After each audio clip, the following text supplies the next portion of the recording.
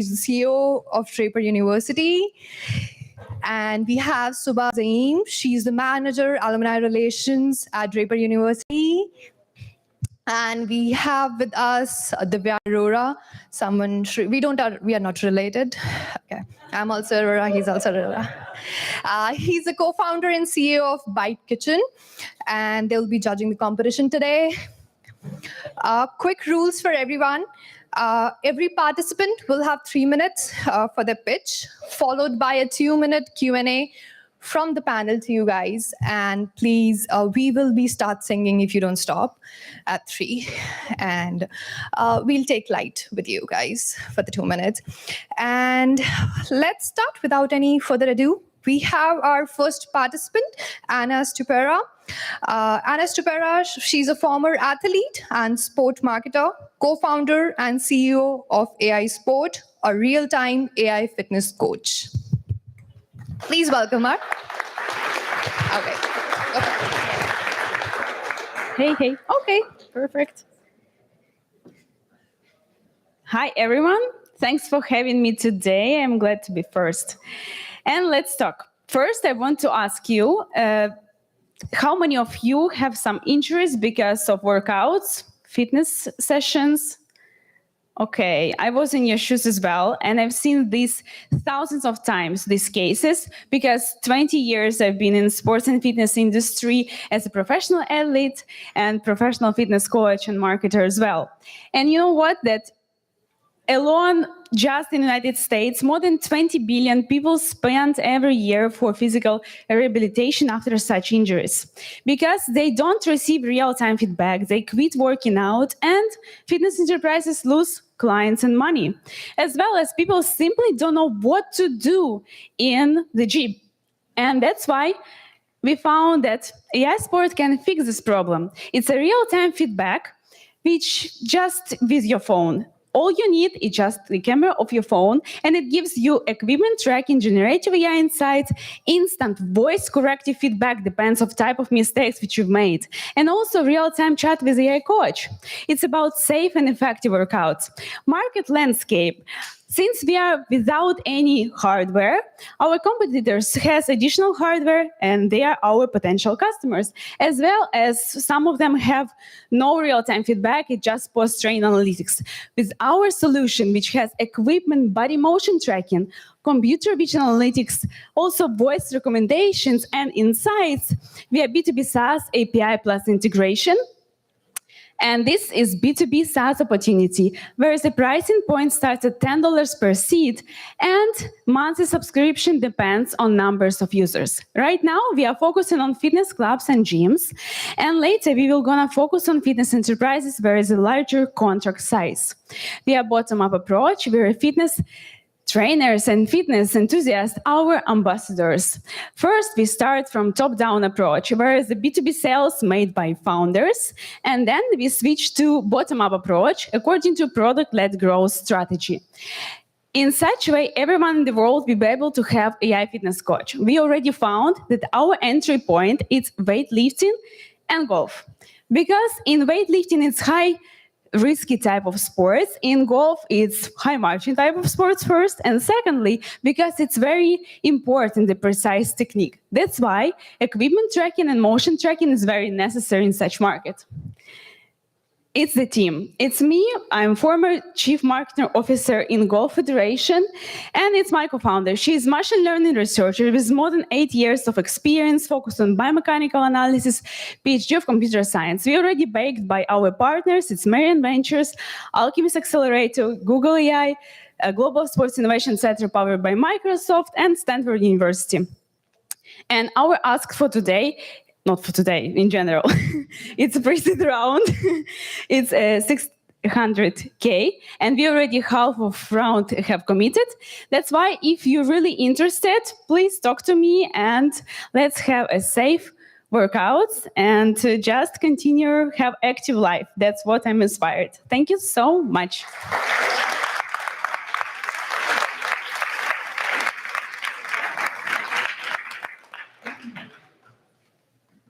Some questions? Thank you.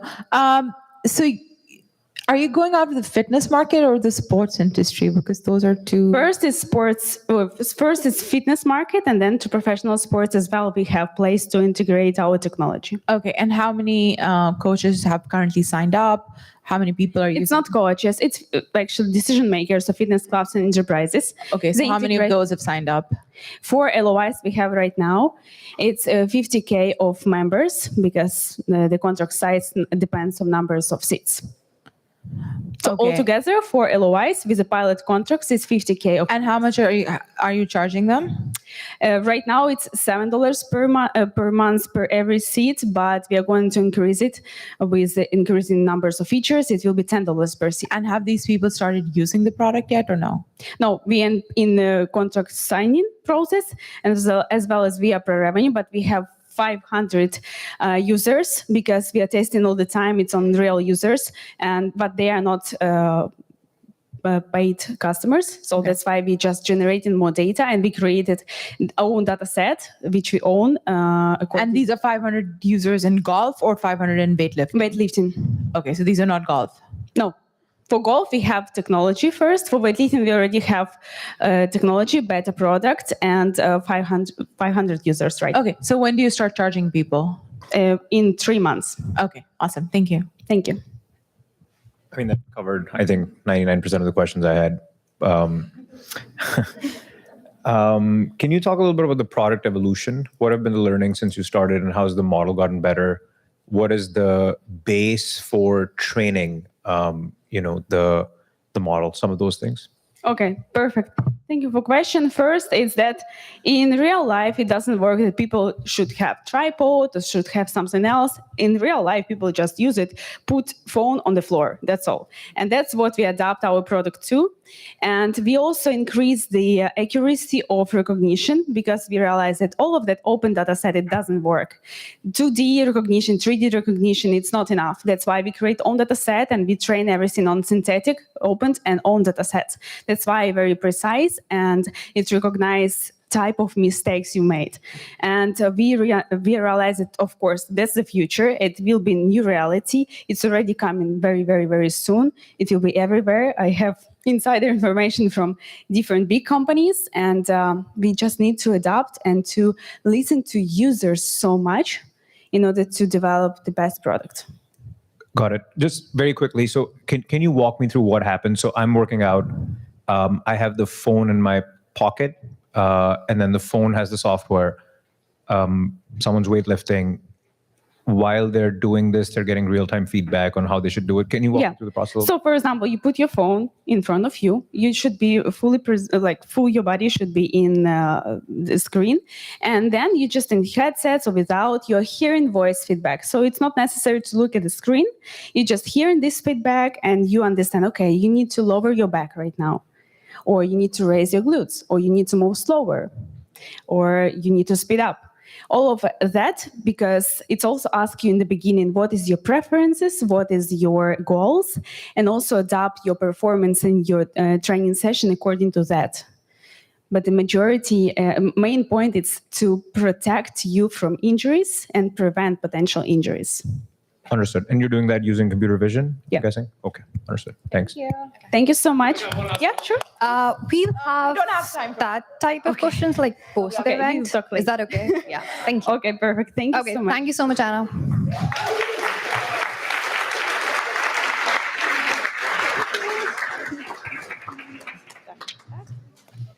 Thank you so much. Okay, next we have with us Furkan Ahmed. He's working on supercharging Web3 with AI with Unmual Network. Let's welcome him.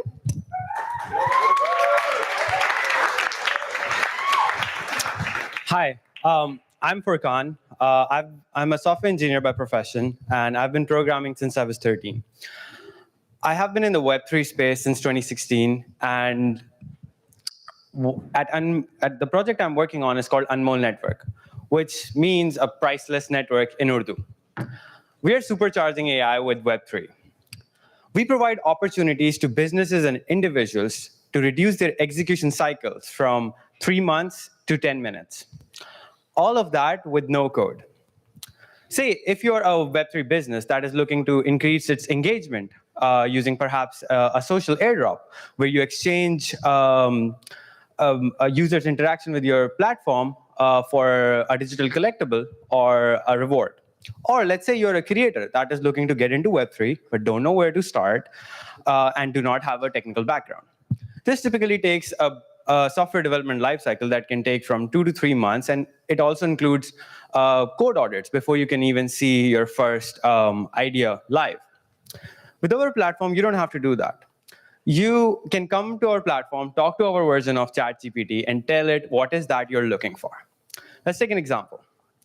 Let's say you're a Web3 startup that is looking to deploy a token. You can come on it and go like, hey, I want an ERC20 token deployed on Ethereum. The name should be MyCoin, and the symbol is MYCOIN. And here is my vesting schedule. And on the click of a button, it will take you through our simple UIs and have a deployed live token for you in a matter of minutes. We bootstrapped it and ran a pilot in Theater of Digital Arts in Dubai. We were able to onboard more than 200 users in a day. After that, we raised a pre-seed of 1 million. And since then, we have engaged more than 100,000 users. We have taken our community from 500 to 36,000. And we have increased our wait list from 157 to 30,000, and our NFT holders from 14 to 40,000. So if you are someone that is looking to reduce their execution cycle, or you're interested in our next fundraising round, please reach out to me and let me help you be the part of the portal to Web3.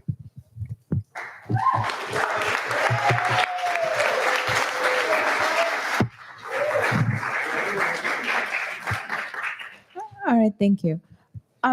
I don't understand what the product does. So let's go back to square one. So the first 200 people that you signed up, what did they do on the product? They were able to create their first wallets and go through our social airdrop, where they had to interact with our platform. And let's say they had to go follow our Twitter, tweet something about it, and they were able to get our digital collectible. Okay, so they created a wallet. What was the wallet? Is it is it on your platform, or is it like a MetaMask or some wallet? No, yeah, it's a custodial wallet. So you are able to use it. We have several options. So you can go the typical route, but most people don't know how to go through that. So you can use an email or a phone number to create a wallet on our platform as well. We have several verticals. So anything from like simple as minting an NFT to deploying a token or a So these 200 people got your NFT. Yes. And created a wallet, got your NFT. Yes. Then what did it do? This was supposed to have a first exposure and see how fast we can onboard these. So they didn't do anything. The next 100,000 people, what are they doing? So we had them go through our generative NFT generations product, where they would come and drop certain layers of what sort of NFTs they want to create, and then they would have options to let's say they want to make like 5,000 NFTs or whatever parameters they want to set, and they were able to generate and deploy their collections on OpenSea or Rarible, and also had the option. So did it generate the artwork for these NFTs as well, or no? Yes. Okay, so are you using like something like Midjourney to generate it, or how does that work? So we are using a mixing engine ourselves. Oh, sorry. Oh, perfect.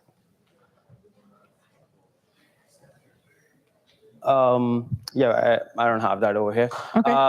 But yeah, we are using a mixing engine that takes the input, all of those layers, and is able to push out the NFTs and deploy it for you. All right. So right now, if I understand this correctly, these 100,000 people have created. Sorry, go on. These 100,000 people have created wallets and generated NFTs. Yeah. Okay. And then have they sold those NFTs, or? Yes. We also allow people to either let some of these are creators that made certain NFTs, airdropped them, and allowed users, the rest of their members, to come and generate NFT from their collection, and they were able to generate revenue through that. as well.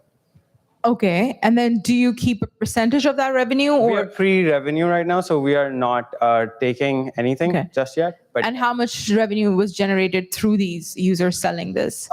so we had over the curators ended up making like 22,000 Okay. in revenues. Okay. So out of these 100,000 users that you have, how many of these are active, like monthly active or daily active that are generating this every day? So- or is it like something that you have to keep onboarding more people? Yeah. So our platform is like, like let's say you go to a platform, you go to Canva whenever you want to make something. Right. So people come to our platform whenever they need to make something. And in the following round, we want to make different sort of engagements where people want to keep coming back more and more. But our platform is something like, you go to Photoshop and you want to edit something. So what's the monthly active right now? I do not have the exact number yet, Okay. but That's fine. 500 to 1,000 people come and go. We are also focusing on more existing Web3 companies. Okay. What are the Web3 companies doing? What they're doing is, for example, when this market was down, they wanted to increase user engagement. Okay. And a typical, very obvious way to do that is through an airdrop, where you have people interact with your conditions. Let's say, make a tweet about us and everything. And then at the end, they are able to receive an NFT that can further help in their marketing campaign. So these companies come on and they go through all of this process in mere minutes, Right. as long as they have all the inputs. So they don't have to wait for a development shop to come in and then go for code audits before they're able to deploy this. All right. Awesome. Thank you. I'm so sorry for hogging the mic. I just didn't understand this at all. All right. Thank you. Thank you. We'll actually need to move on to the next contestant. Thank you. Yeah, thank you.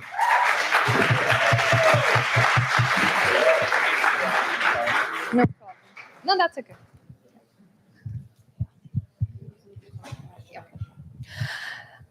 Thank you, Furkan. Next, we have with us Prateek Gare. He's the co-founder and CEO of Batchex, a no-code platform and marketplace for bioinformatics analysis. Welcome him. Hello all. How many of you are here from pharma, biotech, or life science industries?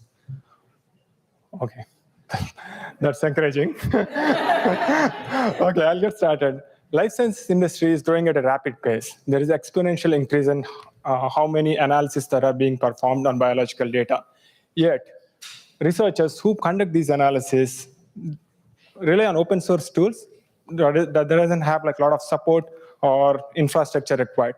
On the other hand, tool creators who are fundamental for this billion-dollar industry doesn't have any monetization channel, so they are going to not provide any support. Currently, the industry, tool creators work primarily with research grants and then open source their tools and provide little to no support because they are not monetized. On the other hand, tool users has to find and make those tool works, and which is challenging, and they have to create their own infrastructure, which is complex, and find the support required, which can get expensive. Alternately, they can partner with legacy third-party bioinformatic companies with expensive contracts, longer turnaround times, and you're stuck with one single company. Right? We built Batchex to solve this problem.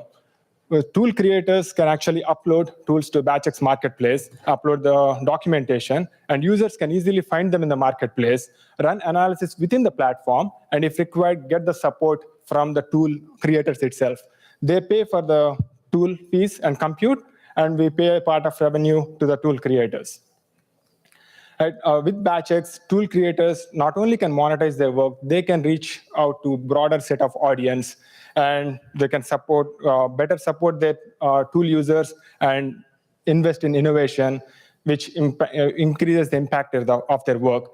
On the user side, with our marketplace and no-code scalable infrastructure, they are running 4x the number of studies they were running previously and getting far better results in less time.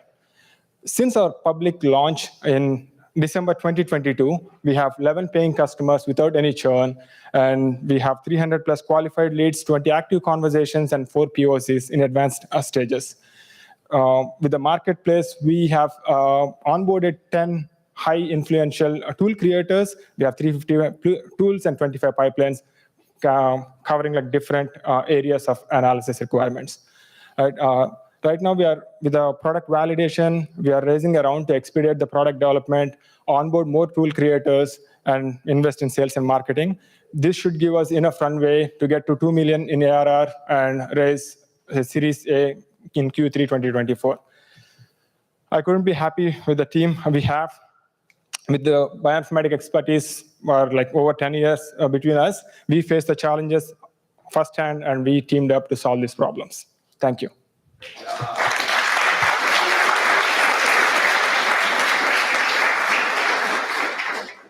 Hi, Pratik. Could you go back to the slide that has the users and stuff? One more. Yeah, customers. So can you give an average profile of a customer, enterprise or retail? So we have like 3 sets of customers. One is enterprise customers, small and medium scale pharma is what we are targeting.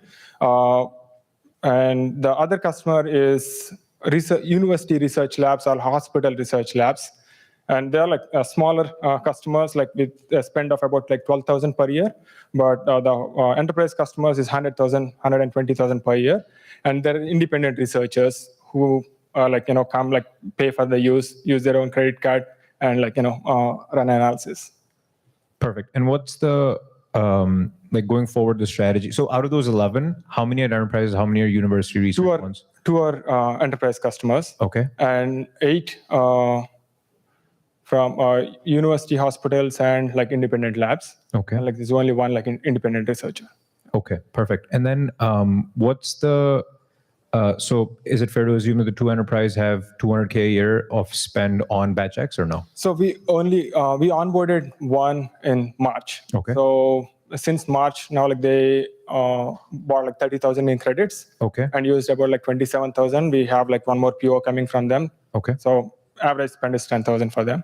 And the next one we onboarded last month. Okay. Right. So they haven't started analysis yet. Okay.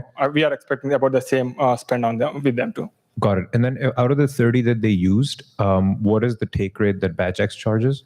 Yeah. So for the tool creators, initially Batchex, we spent a lot of time creating our own tools. So with the marketplace, we have to somehow keep the ball rolling. So we in the 350 tools, 280 are from Batchex. Okay. So all the tools they used, about 80% of the revenue came to Batchex. 100%. Oh, I see. Okay. So it is not sustainable. Once we have more tool creators, we won't be seeing that kind of cut. Okay. We'll be seeing 35 to 40% in general margins, because we are charging 30% cut from the tool creators, and for the platform compute, we are charging 7 to 10% on top of AWS bills. So of the total transaction, which is 30K, 30% of that, so 9K is paid by the tool creator in an average scenario. Yeah. And then 7 to 10% is paid by the tool user, correct? No. Tool user doesn't pay anything. Okay. In 30K, the tool creator pays us 9,000. So it's a 30%. Okay. So, right. And then they have to run the analysis within the platform.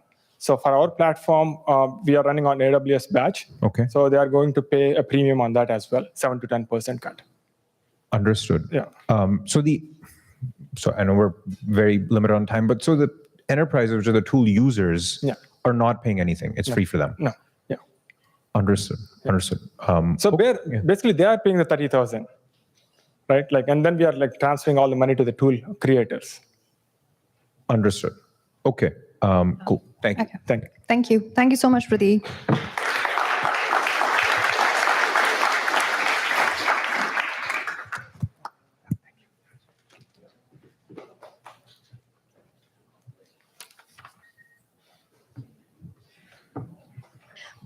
Okay, next we have with us is Broderick Higbee. If you want to perfect your swing, elevate your game with Golf AI. Please welcome him. Thank you. Hi, everyone. I'm Broderick Higbee. I am the founder of Golf AI. I know if you ever played golf or tried to pick up a golf club and take a swing, it's pretty difficult to hit the ball and make it go the way you want, especially consistently. I was in the Air Force for a bit, and all the Air Force bases have golf courses. And here's me golfing in Afghanistan. And when I was in the Air Force, I developed a love for the game. And then I went on to Google and Sony and a bunch of other companies to go work on my computer vision. And when I got to learn more about computer vision, I got to combine my passion for golf with my love for AI. So if you ever golfed, there's a high barrier to entry. It's tough. You got to go buy golf clubs. Golf coaches are really expensive. This is Golf Tech. They charge $700 for a month package. They're extremely pricey. There's an unclear path for average golfers to get better, and there's advanced golfers need a way to leverage their AI during the round so they can swing to their tendencies. Our solution, we use 3D pose estimation and other computer vision analysis to provide analysis to new beginners. We get average golfers that can get intuition, and we can provide a more better analysis for their swings. And then advanced golfers receive guidance during the round given their swing tendencies as well. Early traction, we have over 13,000 users, 100,000 positive reviews, 4.3 rating on the App Store, strong user adoption, and we're in the US, Canada, Thailand, China, Buenos Aires. We're in quite a few different markets, mostly America and Asia. Golf is a 34 million people, or 9% of the American population, played golf both on and off a course in 2019. There's more people that played on a course only or off a course only, but golf is a $26.1 billion industry that we're trying to disrupt. Our growth strategy, we're partnering with big companies like TrackMan and Garmin. We're building out relationships with them. Industry partnerships like Paige Spiranak, big golf influencer, and PXG to try to grow our distribution there, and then working through Amazon to do another tailored strategy. Milestones, I created the MVP in 2019. I just really wanted to improve my golf swing. And then last year we had about 10,000 users and 10,000 downloads, and we get about 500 downloads a month.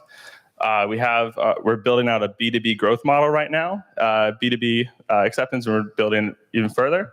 And I'm Broderick Higbee. Join us in growing the game of golf. Thank you.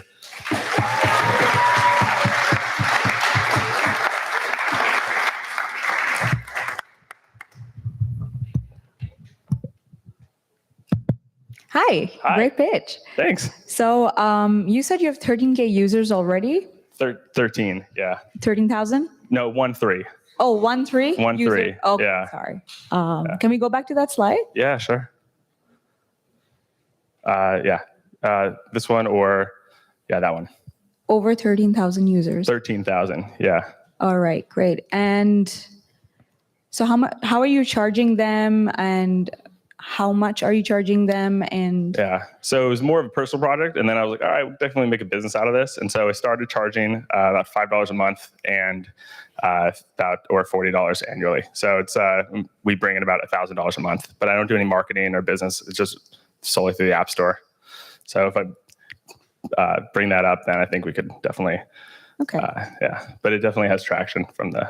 Okay, and what does the customer journey look like? So I'm on your app, and how can I use it? Yeah, so you open the app, you could set your phone up behind you, you'll take a swing. Oh, you got it. All right, there you go. Yeah.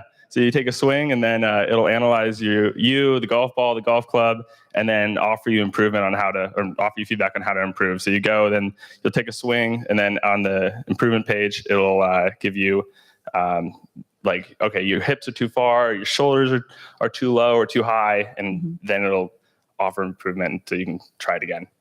And then for more advanced golfers, we're building out a product where it'll look at your swing tendencies. Like a lot of people will slice or hook, go to left or right with their ball, and we'll say, okay, well, if you do that, you should aim a little bit more right on this green or on this course to play. So getting more AI tips for their swing. Okay, and so do your users somehow save money by using your app instead of going to a coach? Yeah, so coaches are $70, and I'm sure in the Bay, coaches are like $200. At the Stanford golf course, I think it was like $180 just for an hour, and this is $5. And so it's obviously coaches can get up and touch you and really help you improve your swing. But I think for beginners and really getting people into the game, say you want to go play golf at Top Golf in San Jose, it's all right, well, I hit the ball, but was that good, or it went somewhere? Okay. Yeah. Anyone else want to ask? what's the plan with this? Is it going to be a more B2C play, or are you now like selling to the top golfs of the world where they have these cameras installed and you're just giving real-time feedback to the players that are coming in? Yeah, so B2C has been big so far, but margins aren't super high. App Store takes 30%. Then but with B2B, there's a couple companies that we're working with to get into their simulator. One specifically called Foresight Sports. We're working with them to put our phones there, put our devices there, so then they can also get feedback on how to improve their swing with the simulator. All right, thank you. Thank you. Thank you so much, Will. Thank you. Take care.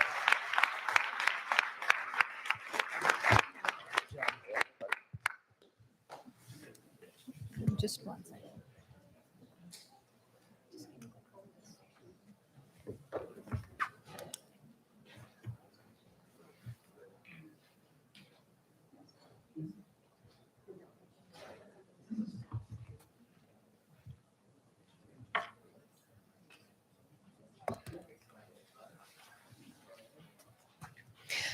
Next, we have with us someone who's a 3-time founder hailing from the East Coast, who has achieved remarkable success as an entrepreneur and is also of the LGBT community. He sold his first startup at the age of 17 to none other than the renowned Central Park Zoo. Please welcome Will Small with House Father. Hi, everyone. So how many of you have room, dorms, vacations? Can I just raise the hands? I'm assuming it's everyone in this room with somebody, right? If not this weekend. So can I have the clicker, please? Sorry. Thank you. All right. So organizing a group of friends can be a disaster on any occasion, let alone a dinner party or just traveling, right? So once travelers successfully find the place they're going to stay or they're going to dorm, then you're thrown into a hysterical, just fury of trying to making sure that everyone's happy along the trip, right? So House Mother is really created from my own, problems that I had having a house out in the Hamptons and trying to organize 14 different people every weekend. It was a nightmare for years. It actually ended me going out there for a time period because I was just exhausted. But what we're introducing is an app that's all in one, socially taking care of the house from execution of the stay while people are traveling or while they're staying in a dorm or a room or wherever they may be and sharing. So what we're doing is our core features are AI supported. We're not an AI company, but we are AI supported, but we're socially driving tools that help people manage their trip or their stay and anything that comes up along the way. So our adoption user groups that we're really targeting are friends and family, obviously, recurring summer shares, starting out with schools and colleges so that as they grow, they could obviously then, they start to make more money and then they could travel together and then they're the ideal customer for us. We have 6 streams of revenue initially for the renters or the user that is within the group. It's kind of interesting because we're not a one-to-one model trying to get users. We're the House Mother, once you have the main person that's organizing that room or that house, they then add in or invite their friends, right? So it's an easy adoption for us, which we're hoping, knock on wood, it goes well. So the current market of just travelers, and this does not include universities or colleges, but over 500 million people travel a year or rent, right? So that's a pretty good initial market for us to target. And as we grow after MVP, we are going to add in other abilities, which are doing newsletters, which actually will tell you through AI, hey, the weather's changed. There's nothing listed on the Airbnb listing saying there's games at the house. Do you want to order from Amazon games sent for the kids, right? So there's things that we're trying to do to improve the actual trip and make sure that it goes off without a hitch. So our competitors are really focused on one niche items, which is just planning, booking, and travel, and we're doing everything. And our partners or my co-founders, we've worked together for over 15 years at multiple companies and 2 other startups. So we know who does what and who does what well. So, And our traction is basically we're about to launch, and we have over 200 people signed up for the wait list, and our target market will have about $200,000 coming in revenue by the end of September. So thank you.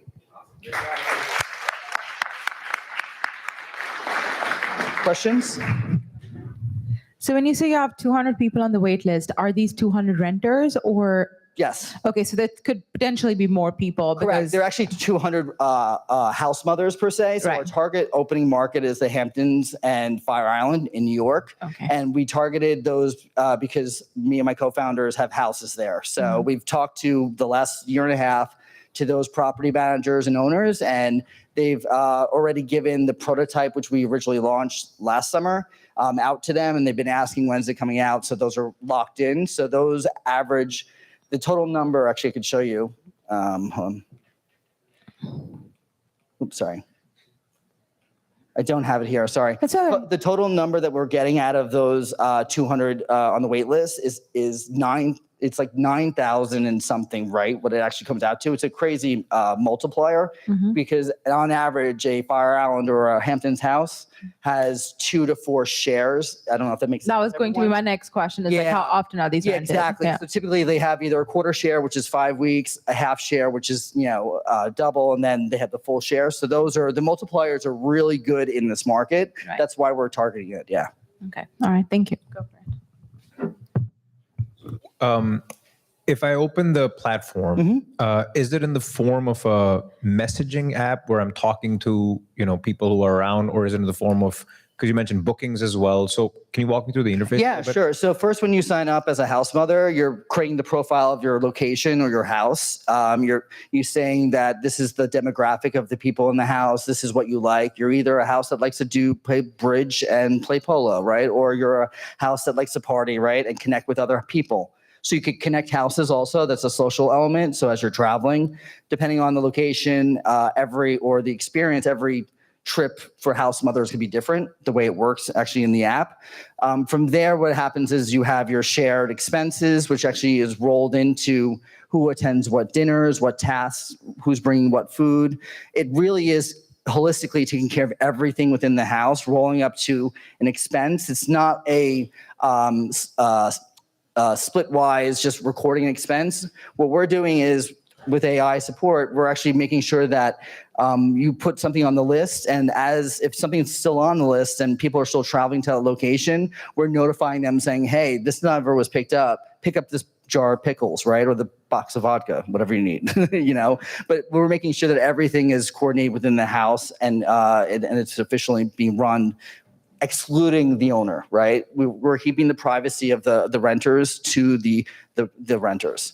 Okay, very quick question. No time. We're out of time. So Okay. Yeah. Yeah. Okay. Yeah. Thank you. Thank you. Thank you so much, Will.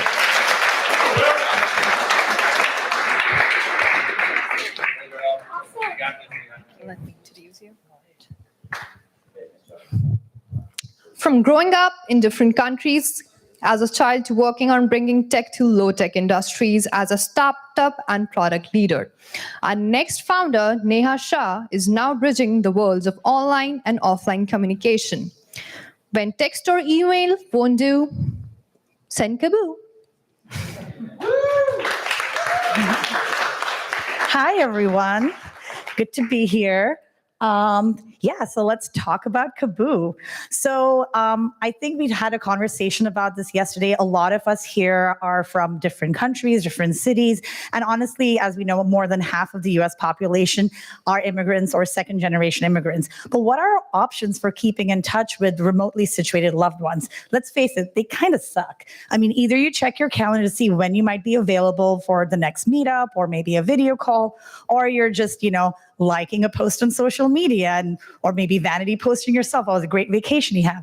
So the problem is, even though we're all socially connected online, that overexposure to the digital world has actually led to more social isolation, something that the CDC actually just talked about in their most recent release, that loneliness is one of the growing epidemics in the country. And when it comes to kids, especially those of you who are parents, hand in the crowd, any parents or anyone raising young kids, I mean, you're already concerned about screen time, about how are they learning interpersonal or really building intergenerational relationships with their grandparents, uncle, aunts who live in different parts of the world. And the problem is the options we have today, from social media to all these digital tools, they don't match both learning abilities, learning skill development, and also love languages for kids. Because what makes kids excited? Getting something that they can touch and feel, that they can truly feel as their own. So that's where my team and I think, I'll go here. That's where my team and I, which includes child psychologists, entrepreneurs, family communications experts, and even video game designers, thought about what is the one thing that everyone loves to get no matter what? Mail. But what is the one thing we all hate to do, which is sending mail, because it's really such a hassle. So meet Kaboo, a blended digital and physical mail communications platform that personalizes the whole experience so that you can send, and let's see if I can pull this off.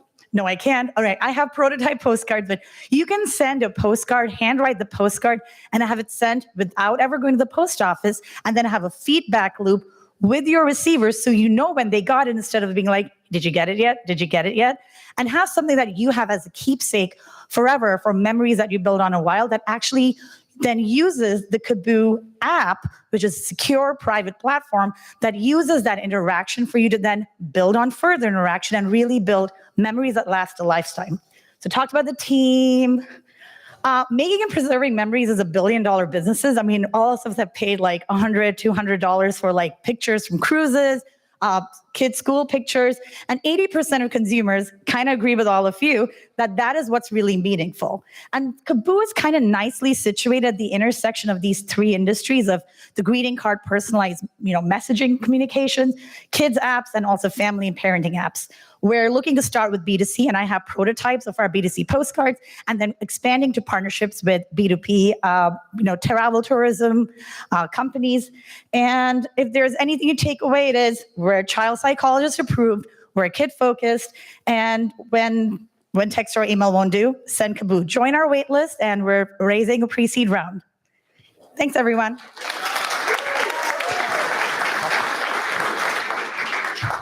How much money are you guys raising? We're looking to do a pre-seed of $250. Okay, awesome. And then for these, how many people do you have on your wait list? And how does that work? Great question. So we have over 350 people on our wait list right now. And the one thing I didn't talk about is we have localized last mile delivery, where I have printing partners in India, US, and Mexico. So the idea is you send mail to someone in India or Mexico, their mail is printed in that country and delivered using local mail. So it kind of changes the whole dynamic of sending and receiving mail internationally as well. That makes sense. And then, so India and Mexico are the first markets you're starting with?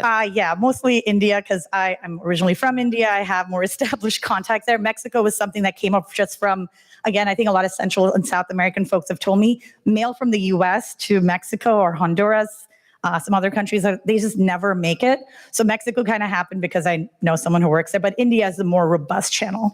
Okay, so help me understand this better. So picking up the phone and talking to your grandmother super quickly on a whim, or like as a scheduled thing that people do with their grandparents, versus your grandparents or you sending mail and having some sort of an activity. Yeah. What's the turnaround time on this entire thing? Turnaround time for the cards to get there. Yeah. The cards, if everything And works how well, often does it engage them? Yeah. So, I mean, the idea here is, right, like you can obviously get on the phone with the grandma, but life happens, scheduling, tech issues, can you hear me? And then also language barriers, because I'm also targeting folks who maybe don't speak the same language as their family. Whereas with the cards, we're looking at a 3 to 5 day turnaround from when the sender scans the card, uploads, and we, assuming, have the information for the recipient. So one thing we're also doing is, if you don't have someone's address, still send the message on Kaboo. We will harass them, or we will gently nudge them to get their address from them. So depending on that, once we get everything we need, because it's all localized, we bypass customs, we bypass whatever international mail issues there might, locally, again, same concept. Okay. Thank you. And then how much are you charging? That's the last question. Yeah. So I don't think I had that slide in here, but we're going to start with our prototypes at like $7 per card, and then a subscription, obviously, if you sign up for like an annual or monthly membership. And our app, once it has more of the robust relationship management, like the family CRM kind of features in, then that will be an additional subscription. Sorry, I said that was the last question. Oh. Yes. Who's paying the $7? Is it the parents or the grandparents? That's a great question. I think we're kind of going to see where the market takes us. I think the idea is right now, whoever wants to send a card, you buy the same way you go to like Hallmark aisle or wherever to buy greeting cards. We want to offer the cards as like a one-stop package of card, shipping, and online archive. Thank you. And I have more cards if anyone wants them. Thank you so much, Neha.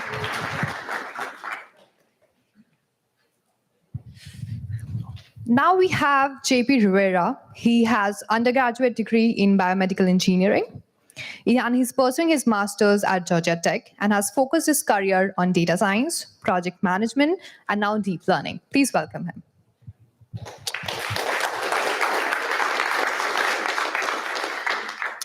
Hi, everyone. So here, if you look at this bridge, it connects the residential suites and the cancer research and surgery areas in Houston, Texas.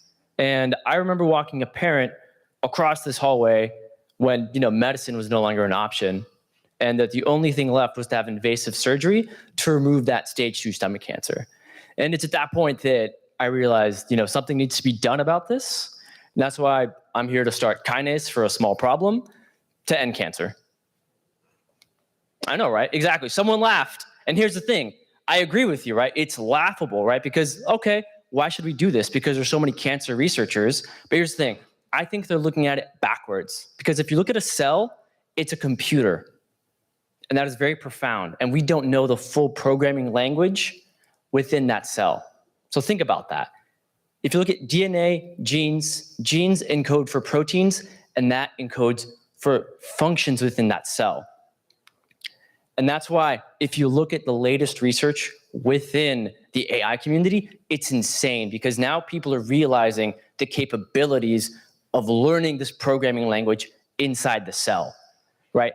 That's why if you look at this paper that came out, I think last month actually, it takes cells, genes, gene expressions as the base embedding into this neural network. And here's the thing, this is not just a regular RNN or CNN neural network. This is a generative pre-trained transformer, which uses autoregressive techniques. And why that's useful is you can then predict sequences of genes, not just singly, but their relationship to each other. And that is insane. Like, if you can do this, this is the start of it. They trained it on only 33 million cells.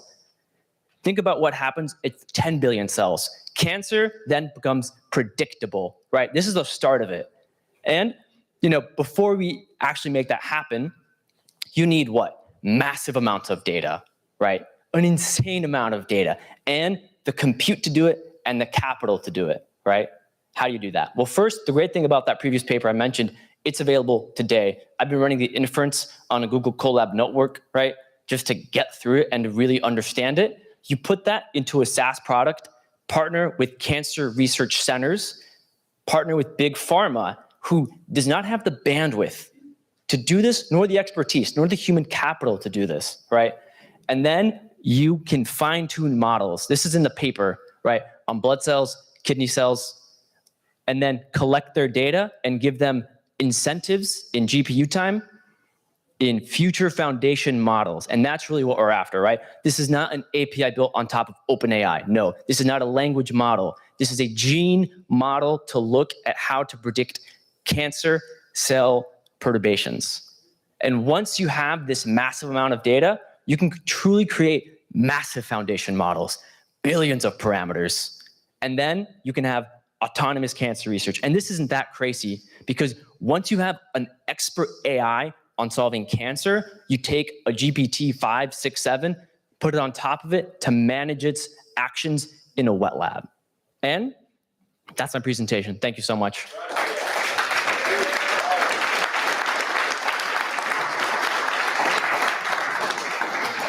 What are your questions? And we're a pre-seed company. Great presentation. I mean, I will not pretend to understand the specifics. Hey, I got time after this. Yes, exactly. But on sort of the more business level questions, Yes. Have we spoken to the source of the data that you're looking at, cancer researchers? What has been the feedback? Where is the initial data going to come from? Yeah. So the initial conversations have not started yet. A lot of my career has been directly within the healthcare center. I worked as an analyst at a healthcare center in Boston. And the most important thing is to talk to the people who have the wallet in that situation, right? The CFOs. And I work closely with those CFOs, and that's who you have to convince. But yes, it's critical to have this be usable by the cancer researcher, because otherwise they're not going to use it. And that's critical in the next steps. So what is a proxy for traction that you can share? In case like this does not go how I expected? Or what do you mean by proxy for Like traction? thus far, what has been the traction, right? To be honest with you, Yeah. this is a very new idea, and I'm in those phases of testing it out. So right now, the only traction I have is reading papers and reading what other people have said about this. But so far, that's the next step. Okay, so walk me through what the first, let's say, you Absolutely. start doing this. What's the first 3 months look like? What are you building? Or what's like the first thing you kind of put out that goes to a consumer and they can start paying you for it? Yeah, absolutely. So the first month is focused on actually building out the product, right? I want someone to be able to touch and feel this before I set up any meetings, because otherwise I waste time. So what's the product here? Okay, so the product is a SaaS offering where somebody runs their inference on my GPUs. I connect. Okay, so you're just back essentially giving them like GPU space. GPUs, but also the models, because if you actually go to the GitHub and try to run this code, it is really clunky. And that's not like an insult. I'm not trying to be mean to them. It's just optimized for research, not production. So it's productionizing the code, running inference that someone else is unable to do easily.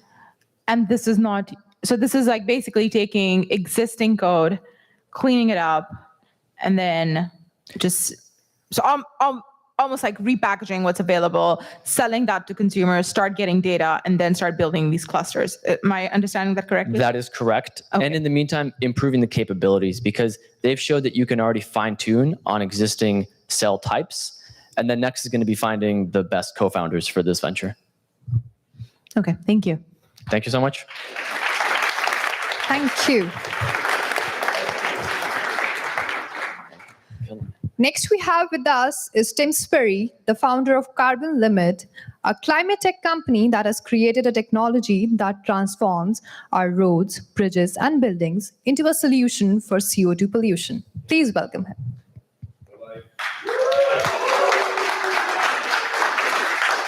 Good afternoon. Show of hands, does anyone like spending time outside or in nature?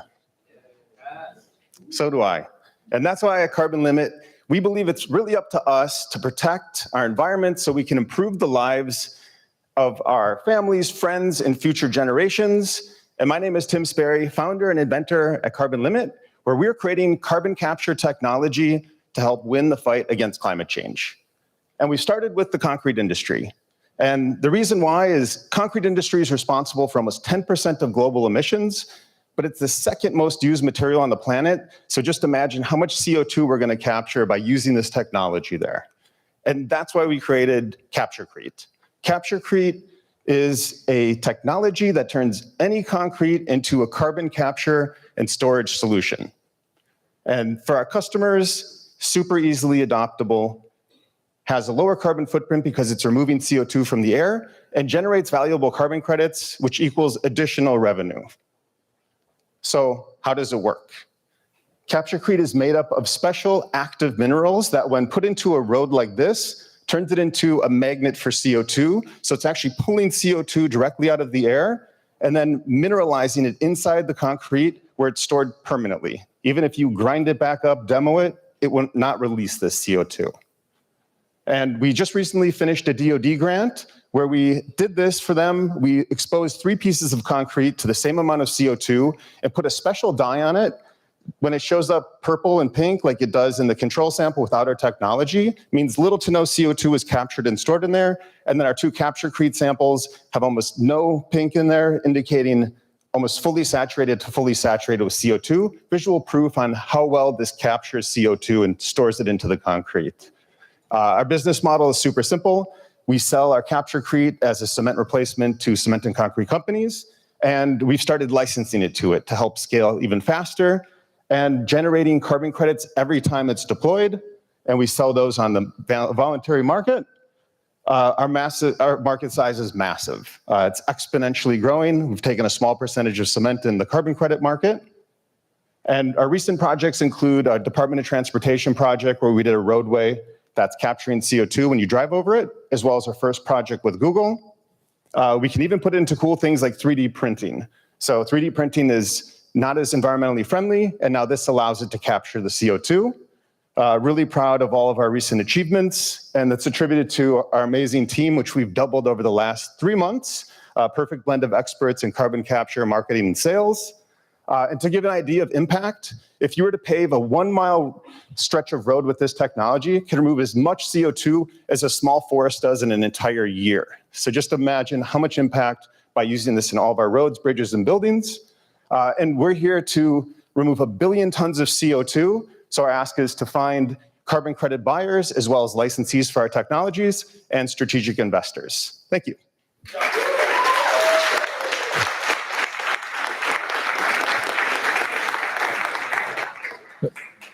What is the CapEx for you to deploy this? Zero. So there's no cost to deploying or building the... Initially there was. So when we started doing our first projects with Google and DOT, we actually put together the materials that were required for it, because this is an active blend. It's like a vegan cement replacement to regular cement, but gives the concrete the ability to pull in CO2. So we put these materials together, blended it, shipped it, CapEx.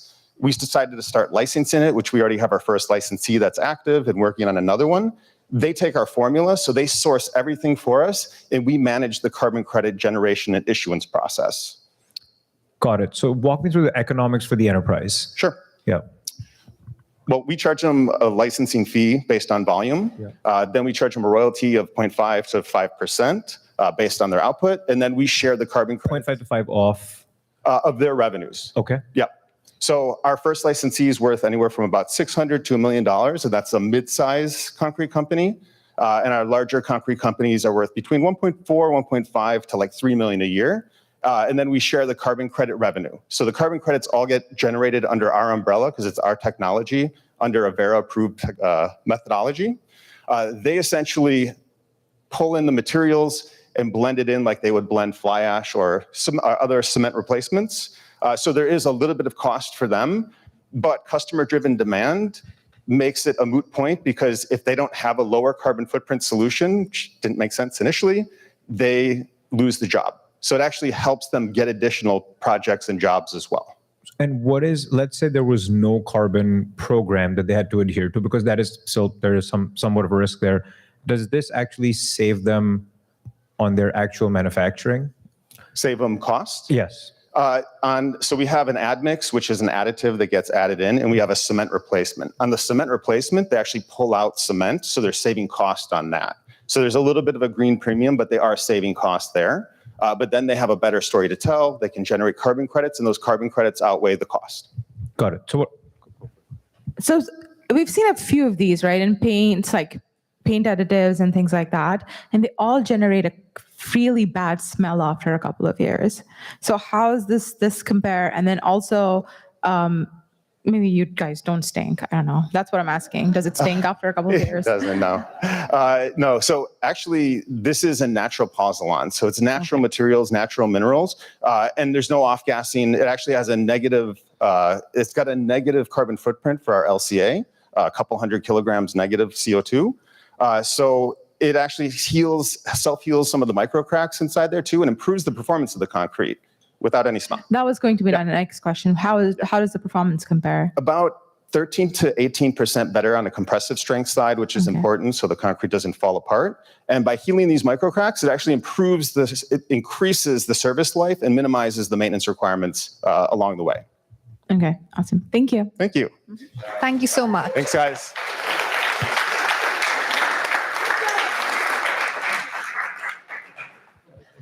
Please welcome Daniel Harding, who's streamlining the financial technology with Wealth Prime Technology. Thank you. Not my slide. Can we get my slide? Okay. Please. Hi, everybody. Hi. Thanks, buddy. Appreciate you. And hello. Nice to see you guys.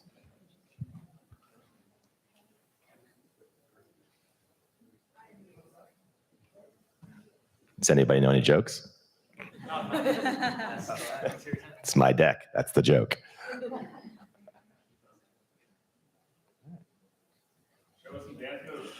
You should. You're the dance move guy, buddy. Okay. Kind of there.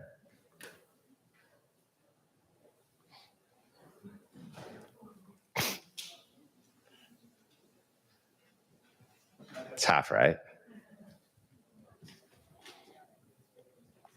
I mean, I can riff off of it, but it's not as good as it.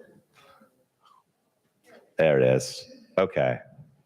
This is my first pitch ever, so I'd like to apologize. And I did redo my deck right before the deadline last night of 9 p.m. So this is hacked. Hello, everyone. My name is Dan Harding. I'm the founder of Wealth Prime.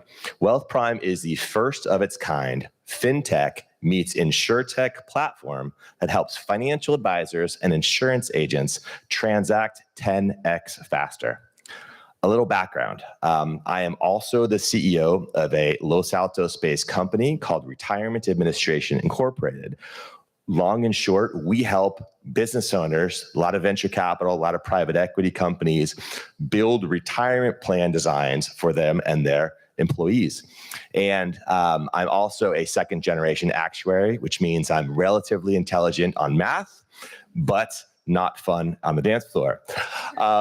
Our company was first called Tax Hacker, but as we got into it with large insurance companies a couple years ago, they said they were not going to have anything to do with a company and the name hack in it. So we changed it up. Another quick information about our other company, Retirement Administration. We're lucky enough to service Jay-Z's venture company, Marcy Ventures, Thiel Capital, which I don't know if you know, he was the first investor into Facebook, and actually Draper Nexus is one of our clients. So our value prop is simple. We have taken something very complex, wrote an algorithm, and put it out to the market to streamline financial services. We have the ability to basically help financial advisors and insurance agents close transactions significantly faster, and that builds their fees and their commissions. Some of our early adopters are Vestwell. Vestwell is the fastest growing 401k custodian in the nation. Pacific Life, the big whale jumping into the ocean, and Emeritus. And the reason why that's important is these companies all have massive agents and advisors in the market. And if we can help them close faster, we become very attractive to larger companies. And there's 46 other life insurance companies out there that will all, over time, pay us for space. This is a terrible slide. I'm sorry. Here's a quick analysis of 3 different retirement plan designs that our algorithm solves instantaneously. And you can see, would you rather be 47% efficient, 73% efficient, or 90% efficient, and have different outcomes with regards to designs? Here's another example of the life insurance product. By layering life insurance as an asset class in a tax-deductible retirement plan, which is very complex, we can change outcomes from $111,000 to $2.4 million at the end of the retirement rainbow with clients. Long and short, insurance is super complicated. And if anyone's seen a life insurance ledger, it's 60 pages of crap. Here, we nail it down to you put in $375,000, you're going to get out $1.4 million tax-free, and we can do it all within our system. Once again, terrible slide, doesn't show the quality of stuff. Lastly, thank you for being here. We are what I think is going to be a major disruptor in a major market in the near future with our clients, with our partners. And it was also really nice meeting you all this weekend. So once again, Dan Harding, founder of Wealth Prime.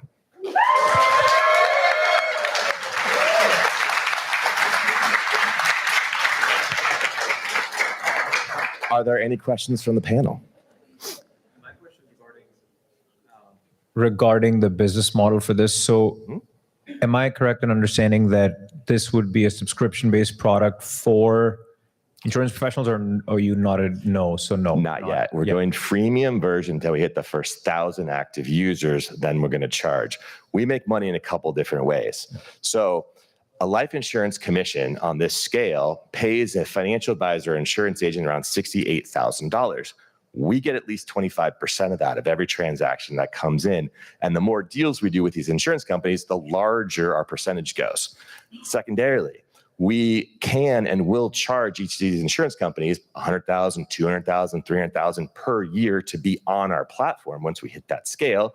And then we'll bring in the the subscription model of probably $49 per month for agents to use, with more premium options available by basically building their own site, which we already have done, showing their customization and so on and so forth.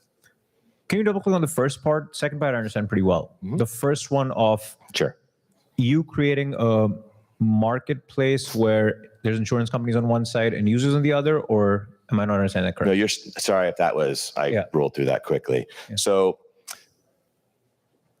our primary customer is our insurance agents and financial advisors. A lot of those insurance agents work for insurance companies. So the insurance companies are going to use our technology. I'll go back here for a second. Ugly slide, better slide. These insurance companies are really excited to use our technology to push out to all their agents so they can sell more cash value life insurance quickly. And the numbers are staggering. On average, it would take around 24 to 38 days to get advanced retirement plan designs along with the insurance designs all done. These are coming from different companies.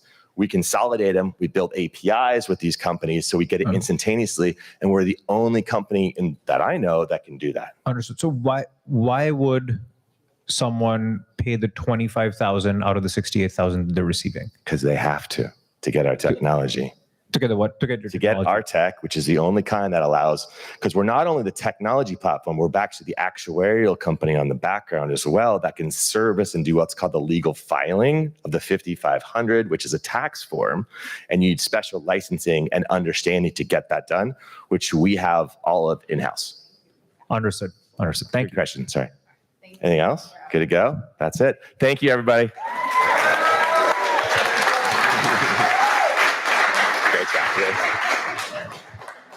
Wow. Last but not the least, we have with us CEO of Radius, which is a B2B marketplace that turns residential properties into collaborative workspaces rented by the day. Please welcome Amina Moreau.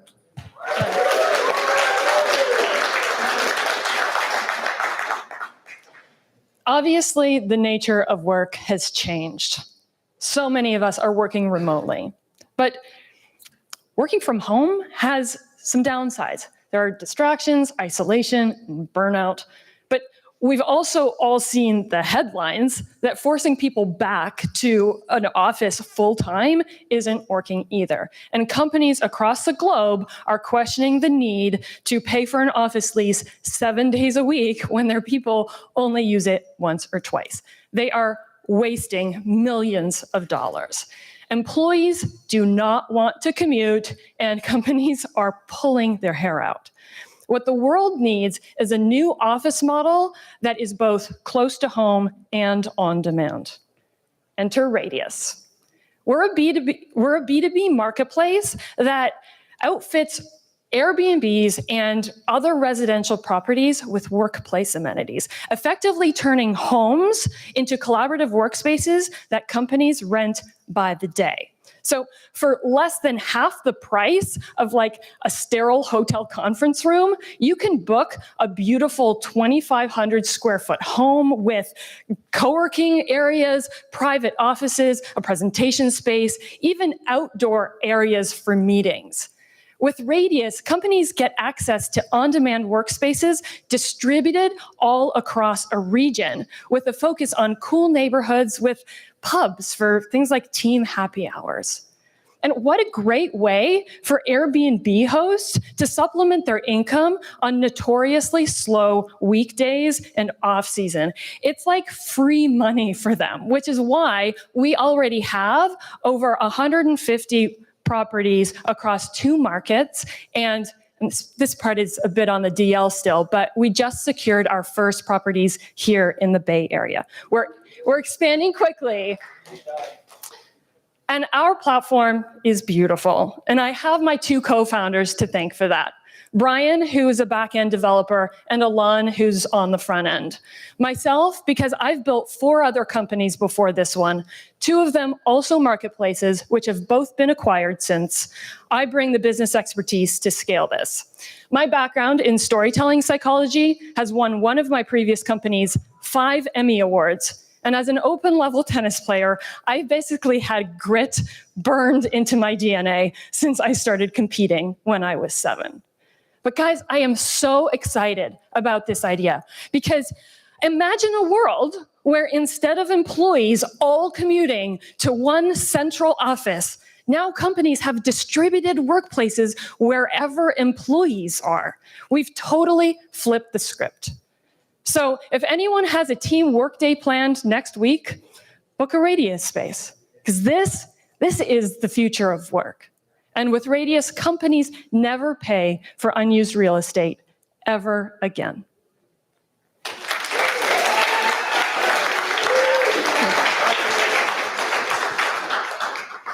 All right, great job. That was very clear what you guys do. So you said you have 150 properties in 2 locations. What are those 2 locations? So we're based in Portland, that's where we started, and Milwaukee, Wisconsin is the second one.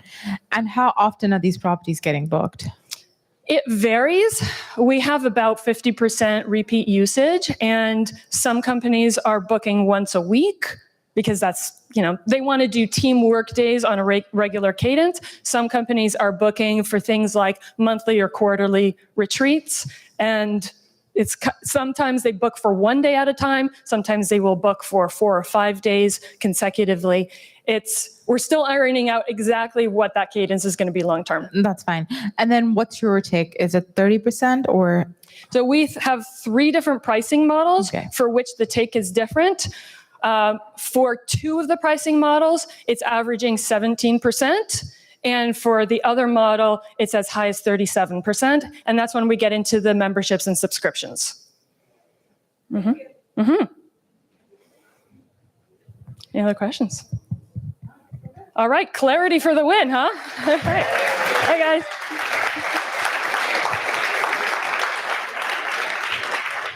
Okay. Thank you, everyone, and thank you, judges. You were never on time. So we have lunch for you if you are hungry. I guess you are. I am too. And if you want to ask any of them questions, they'll be outside answering your questions. And we have the winner announcement and the closing ceremony at 4. And you should come.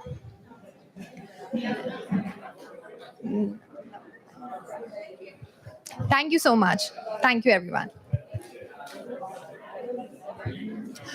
And just a request, if any one of you is checking out, the table is still there.